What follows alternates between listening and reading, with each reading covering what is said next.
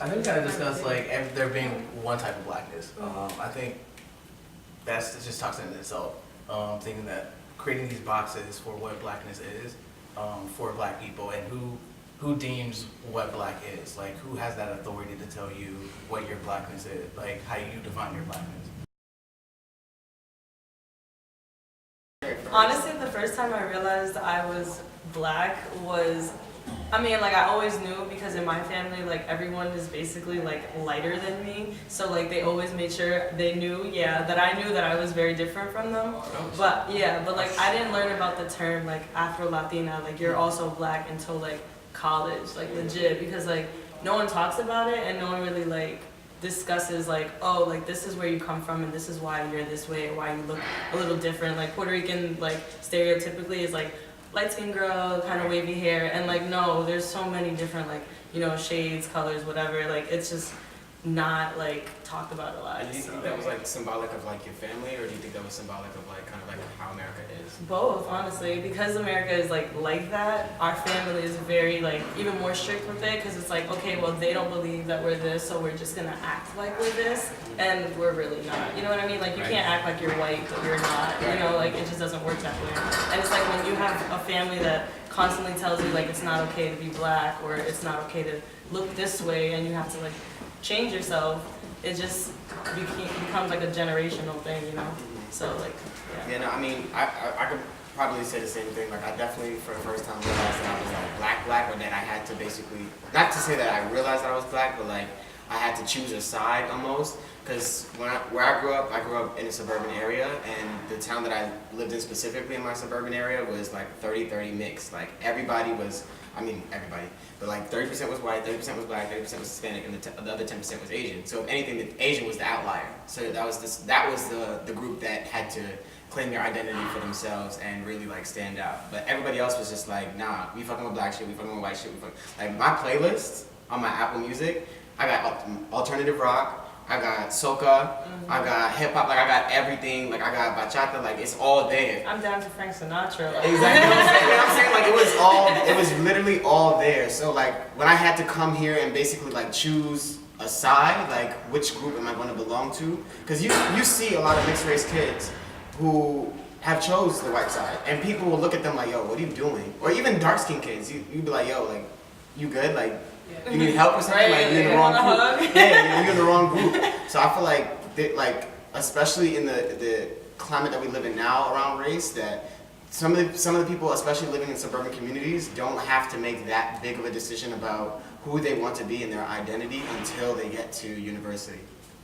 For me, it was like a little different. It was like in high school. And my high school was like predominantly white and Asian. So, but like growing up, I was like in a mixed blend. So I was always around like white, black, and like a mixture, cohesion. Right. So my first day of high school, I'll never forget, I was like just walking down the hallway with like my black friends I just met. And so like this white guy comes up to me with like a grape Capri Sun. He's like, oh, here, I think you'll enjoy it. And then like my like oblivious ass, because like this is my first time, I didn't really like, I didn't really see a problem or anything. I thought he was just being nice. I'm like, oh, you're thirsty, let me give you juice. And I'm over here like taking it like, yeah, thank you. And then my friends just like slap it out my head. They're like, are you serious? And they just start going off, and I was like, oh, this is bad. Like he was trying to call me out. And at that moment, I was like, wow, that was just like unnecessary, out of nowhere. You came up to me, gave me grape juice. I did want it, thank you. But the message behind it was totally wrong, and at that moment I just felt like, oh, so I'm just like not welcome here in a way. Like it just felt like, oh, I'm indifferent, like I'm clearly black and there's like clearly a problem here with that, with you. I went to a high school that was white, but all the activities I did out of school were in like black neighborhoods. So like in high school, I was like the ratchet girl, you're too loud, you're too black, you're this. And then I'll go to like the black activities or like you're whitewashed, you're this, you're that. And so like after a while, I was just confused. I was like, well, what am I doing? Like I'm too black, I'm too white, I'm not good enough for either of you guys. So like, where do I lie here? My experience is so different because like in my high school, everyone was basically black. Like I grew up in the Bronx and like went to school in the Bronx. Everybody was black, and we had like one Asian girl in our like high school. And like of course there's like Latinas, but like there's no like girls that like really look like me. So it was like kind of like an isolation point where it's like, oh, like these group of like Latina women are chilling, but like I'm not like, I'm not Hispanic enough for you, I'm a little too black. But then for the black girls, I'm a little too Spanish. So I'm like, all right, cool, where do I get in there? Yeah, you know, like there is no in between. So like I think that was always like my struggle. It is interesting being African because part of like our culture as Africans is would be considered like white here. So it's like I came here like what 4 years ago, and everybody's like, "Wow, you don't dress like you're black," and I'm like, "What do black people dress like? Do they not just put on clothes?" So you know, it's very interesting seeing how people have once again put themselves in these boxes because where we're from, like back home, it's like whiteness is very specific, blackness is very specific. It's either you're born white and you're born black. So it's like you can't like subdivide being born black, whether you're light as hell or you're super dark skin, you're all just black. So it's very confusing seeing people dealing with all these different problems. The question is like, why do you have to change it? Like you said, coming here, like you felt like you had to change your blackness, but it's like blackness is so big and it's like vague too. It's like you can be anything. Like you can't even define blackness because like blackness in the West Coast is completely different from like New York. So it's like even like coastal regional. So it's like, why are we trying to box it? At the same time, I feel like that's pushed upon you. Yeah. I think by like cultural, like within society, within each other, I think we kind of push. There's black culture and like the generalized black culture, and if you like kind of like branch outside that, you're not technically black. Yeah. When we know that there are different types of blackness, there's different intersectionalities, there's different like people. Everybody should be able to define their blackness for themselves, instead of having that being placed upon them. And I think as we grow up and we're like told, oh, you're too black or you're not black enough, I think societal pressures puts that upon us. And so like when we enter new spaces, that's like all we think about. Like that's like where do I fit in here in this space as a black person? Sometimes I think that like people don't realize like you have to find your identity and like actually establish who you are before you can like go around claiming, yeah, I'm black, but like what makes you black in your own words, like not what someone else is probably supposed to see you as, you know what I mean? So I feel like identity is really crucial for some people, like just to really, you know, maneuver around and figure out, especially in college, it's really tough. Yeah, I feel like it's really hard to define blackness. Like, there's no specific term for it. Like, for me, it's like, you know, our most authentic self. It's what makes us us, you know. It's our culture, it's our language, it's our influence, you know. It's also like the best part of us, you know, that gets misappropriated and, you know, just like misused in like media. And like for me in middle school, like I was always described as being like an Oreo. Like I never really thought like what that meant to me. Right. And like people always used to say like, why do you talk so white? I'm like, I'm talking with proper English. Like I don't understand what that means. And then when I got to high school, I went to a predominantly white school.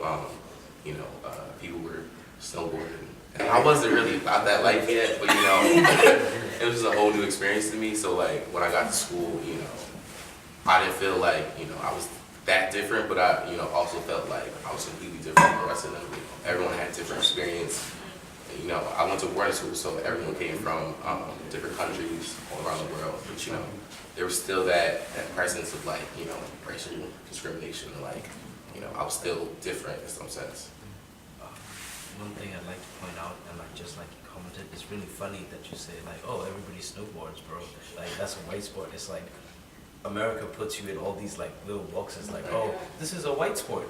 Like I came here and they're like, oh, the lacrosse team, like lacrosse is like pretty much just for white people, and I'm like, bro, that's like sticks and balls. That's like African 101, bro.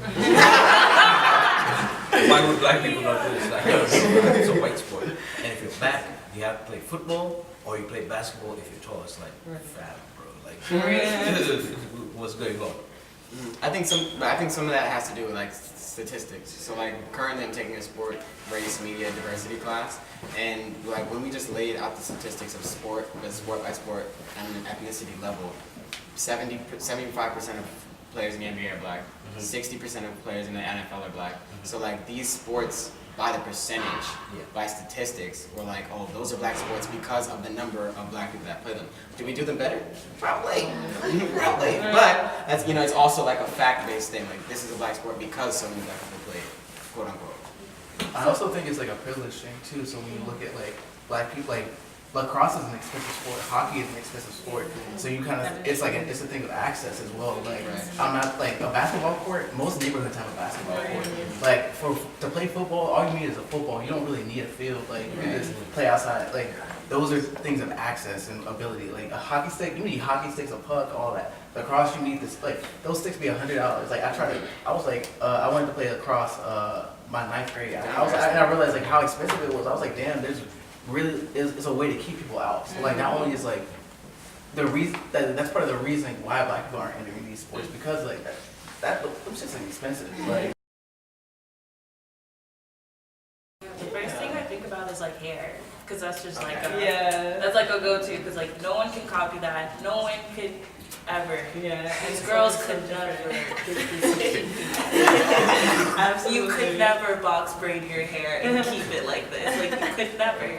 That's like what's one thing. Hair is a huge part of like I think black identity for women. Language or maybe food. Language I say because my parents are from Cameroon, so we grew up speaking French and English, but my parents also speak, in addition to that, their like native language from like where they were born. So like I got little snippets of that growing up, but like over the years, like you kind of lose it, because if you don't like speak it all the time, and it's like predominantly English, and like when I even like as early as when I like went to like preschool or something, like I could just see it like especially like even how they spoke English like with different accents. Like I don't really have a pronounced accent, I would say, just because I grew up in America, but just little things like that, like I would peep at like such a young age. And I think language definitely, because if you look at just language across Blackness, like if you look at Afro-Latina people and which Afro-Latina people speak Spanish and which don't, that's a huge divide, and that brings up a lot of issues, like because like language is access to other people, and like not just like on a surface level, but like you can connect with people when you speak the same language as them. So I think that's like a big part, like at least for me. I was gonna say music. I'm just like a music guy, but I was gonna say music in the sense that like music for Blackness is music that comes from the Caribbean and Africa, because when those types of genres, they can't be appropriated well by white people. They just can't. They don't have the rhythm, they don't have the style, they don't have the flair, they don't have the swag to pull it off properly. So that's why when we go to parties and we play Drop or by RDX or fucking Iskaba, you're hearing, you're looking at people and they're like white people like, what do you do to this? You know what I'm saying? Like they don't understand. Like we obviously if you play like Bobby Shmurda or Meek Mill, they're gonna know that because we gave them the opportunity to take a step into our hip hop culture. We gave them that opportunity and they grabbed it with both hands. So now they can understand, okay, what an American black is. But they still, and I don't think they ever can, get close to understanding what a Caribbean American or Caribbean black or African American or African black person would kind of grasp with their choice of music. Well, I can even speak on that, to be honest. Like, I'm from Atlanta, so like in Atlanta, like I came up here, didn't know about no Caribbean, didn't know about like African music, none of that. Like I was like, I'm regular black. Like that's just how it is. Like that's the culture in Atlanta. So like I don't even know if that's just like a white people thing, but like it's a geographical thing and like just where you're from. I think music does that. Like music ties you to your roots. So like for Caribbean music and African people, like that's something that ties you to your roots. Like down south, like rhythm, beats, like all that shit comes from like you said, it comes from slavery. It comes from like African roots. It comes from Caribbean roots. I'm big on music, so I think that's where it comes in, and that's why we run music right now. Like hip hop is like the #1 consumed genre, and I think that's because black people have always been able to like use their creativity, whether that's through art, music, film. Like we've always been able to convey that very well, and everybody wants to start. We just ride the like everybody wants to ride on that wave. Like black culture, like kind of runs America. If we're gonna be real, like It does. I'd like to point out, I mean, just because I'm also like writing a paper on this, the reason black people associate music as like a psychological thing. You can only do good art if you experience pain.